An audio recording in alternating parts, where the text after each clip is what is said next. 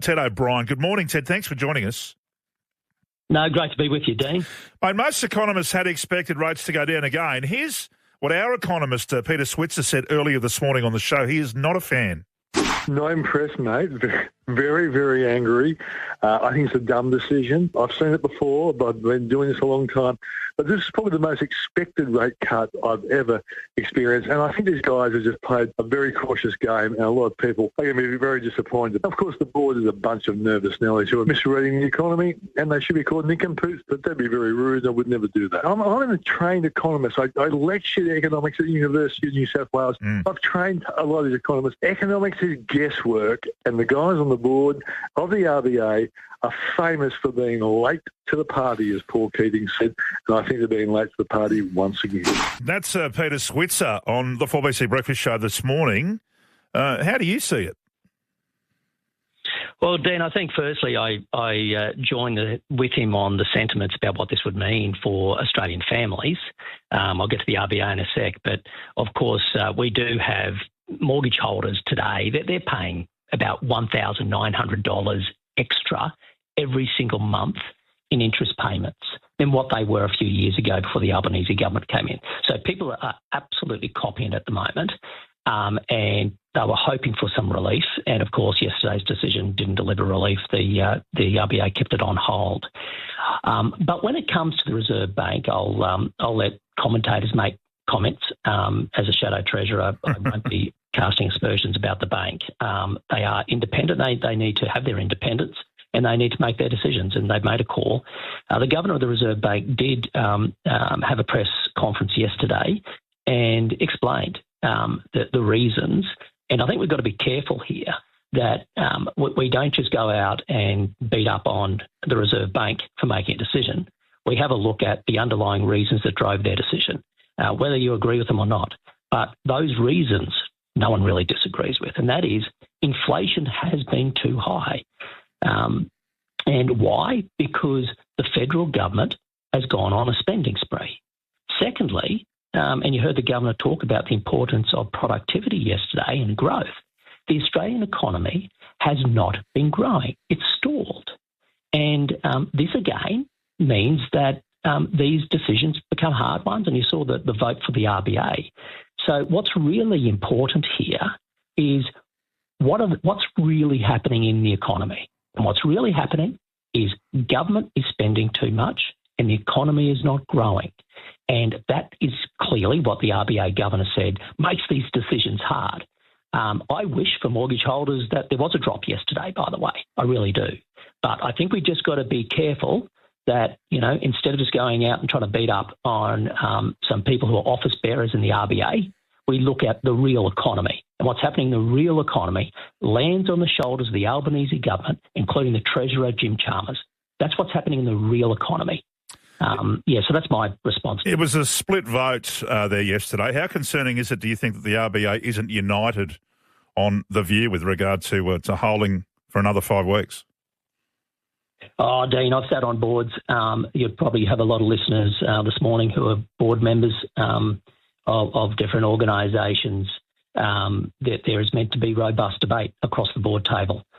Sometimes resolutions are carried with an enormous, with unanimity, but there can also be disagreement. I have no problem with that. I would have a problem if every single decision from any board everyone just agreed with. There's a difference between solidarity, where, as you saw, the Governor came out yesterday and said this was the decision of the board. We all stand by it because that's what boards do, sort of like in governments. That's what cabinets do. But behind closed doors, well, there should be debate. Sometimes everybody agrees because it's so obvious that there's a particular resolution on the table. Other times it's a bit split. I don't think anybody should be looking at that as being a bad thing. That could easily just reflect that it's good governance. People are speaking up. They're avoiding groupthink.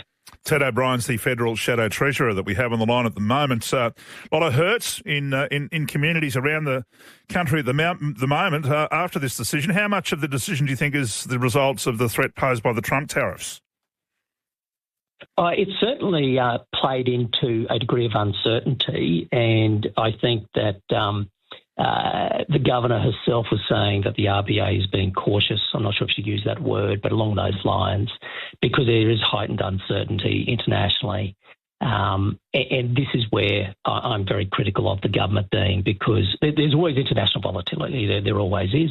There's heightened volatility now. But this is why it's incumbent on the government to get your own house in order and stop spending so much. The government's increased spending by 17% over the last 2 years. And so there's just zero fiscal responsibility. We're talking about federal government debt hitting $1 trillion this year. The Labor Party is planning 10 years, a whole decade of deficits, right? Now, this limits your ability as a country then to do things when there are international storms.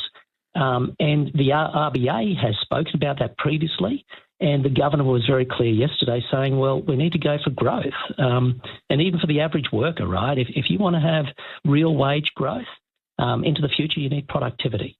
Right now, wages growth is outpacing productivity, which means it's not going to be sustainable. If we want people to have sustainable real wages, you need to have a far stronger economy. And that's the key message here, right? It's people are hurting. This is a cost of living crisis that even the RBA has previously said with inflation, it's homegrown. This comes from Australia, not internationally. And who's responsible? I put it on the shoulders of the Labor government. Michelle Bullock said that further rate relief might be likely in August. Do you think that's too late? Oh, look, again, I won't make commentary on whether or not the RBA is getting the timing right. Yeah. It'd be inappropriate for me to do so as Shadow Treasurer. But I did note she said that it's a matter of timing, not direction. I think that will give mortgage holders hope. Again, she made clear that they want to have a look at the inflation figures. You've had 1 month of good figures, but I think they're wanting to see an entire quarter, so 3 months of figures. And so I'm hopeful, just I think as probably all your listeners are, Dean, that it does come down at their next meeting. But again, it's their call. Their independence has to be respected. The real issue here is not the RBA. The real issue here is a federal government that has no fiscal responsibility, is spending too much and failing to grow the economy. That's the underlying issue we have to address. What effect does holding rates have on business and on investors? What does that do for the economy? Well, it's a similar issue, right? If it's more expensive to borrow money, it limits investment and it encourages savings over spending. So it's a similar impact as what it has for the household, but it's not the only thing that drives investment, of course. And this sort of goes to the importance of other factors. If you're a business and there's too much red tape, which there is now, that's not to do with interest rates. That can be a hold, as in a handbrake on getting on with business. If approvals take too long, which they do take too long, that hurts. There's not flexibility in the workforce. That hurts. If your energy prices are too high, and they are too high, they've gone up over 30%, gas and electricity under the Labor government, well, that hurts business. Yes, higher interest rates does make it harder for people to borrow money to invest in businesses, but there are a lot of other factors which the government also is not addressing, which just makes it harder for businesses to grow, which is why you've had about 33,000 insolvencies over the last few years. You've had industries collapse, businesses close, and Australia is becoming poorer and weaker as a broader economy, and that's not just due to interest rates. People are hurting. Appreciate your thoughts and your comments and your time this morning. Ted O'Brien, Federal Shadow Treasurer. Appreciate it.